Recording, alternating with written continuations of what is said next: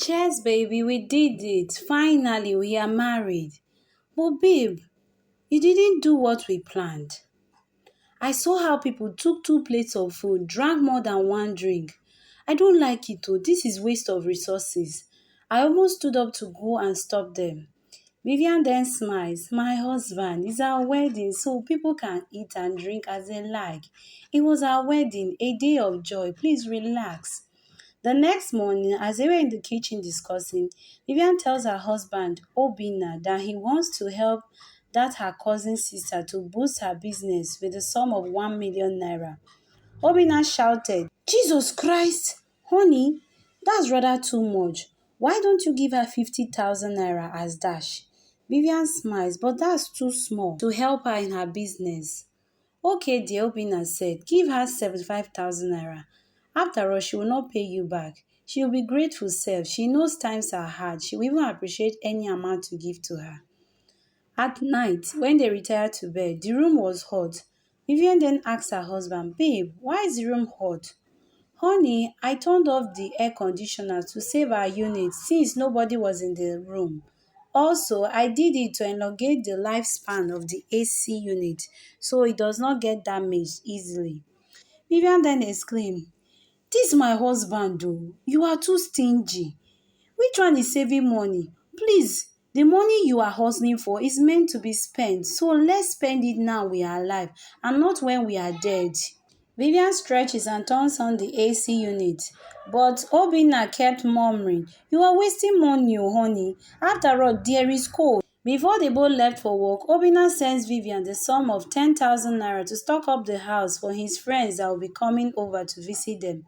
Vivian is surprised and told him, honey, the money you sent to me is too small to feed the both of us. Talk more of entertaining two of your friends. Babe, you have this money. Why are you stingy to spend? Well, the price of things have gone up in the market, so that money is way too small to feed the two of your friends. But Obina plays with her to manage the fund. Okay, honey, how much do you want me to send to you? Vivian then says, maybe 50,000 I can manage it. What? Obina exclaims. Do you want to feed an entire village? That's a lot. I feel it's a waste of money. Okay, no problem. I will use the amount you sent to entertain your friends, Vivian replies. They both depart and go to work. Later in the evening, Obina's two friends arrive. They start up a conversation on how business have been slow. Low turn-up of customers due to the harsh economy the country is currently facing. After a few minutes, they all sit at the dining table to eat and dine. Upon opening the plate, they see one slice of yam with small egg portion. They were all surprised. Vivian then explains to them, well, you guys should manage this and one sachet of water to use and download the food. It's not my fault, it's your friend's fault. He is so stingy that he cannot bring out money to enjoy life. So please don't blame me. I tried to convince him to top up the money, but he refused, saying you guys should understand. Imagine sending me 10,000 naira in this our harsh economy in Nigeria to feed four adults.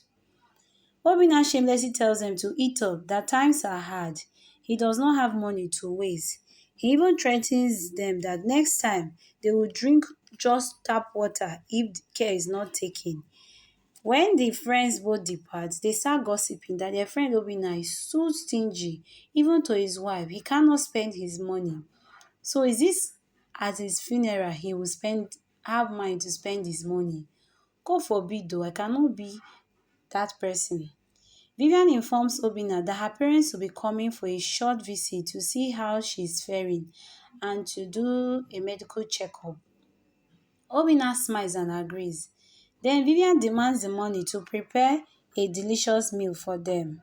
But as usual, stingy Obinna sends her the sum of 20,000 naira, asking her to manage it as she's a woman, so she should learn to manage the home, both his finances, and not lavish it unnecessarily. Out of anger, Vivian hisses and walks away. Later, Vivian's parents, Mr. and Mrs. Eze, visit.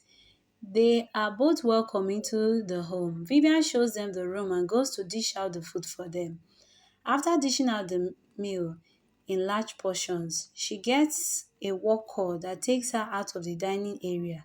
Immediately she goes out, Obinna sneaks in and starts reducing the portion of food that was initially there.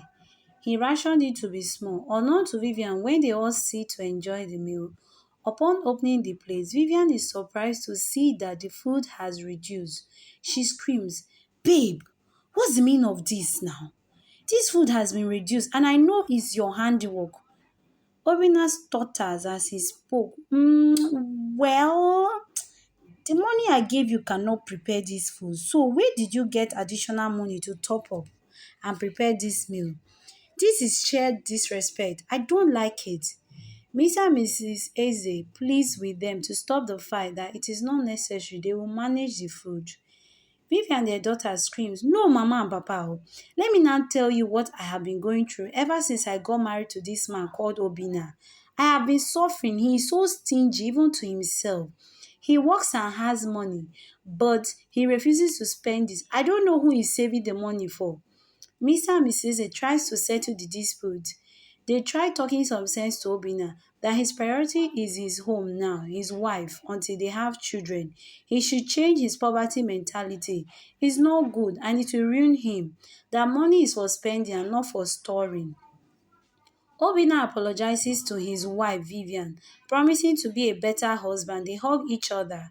Few days later, upon leaving the house, Vivian instructs driver to take her parents to the hospital using the car.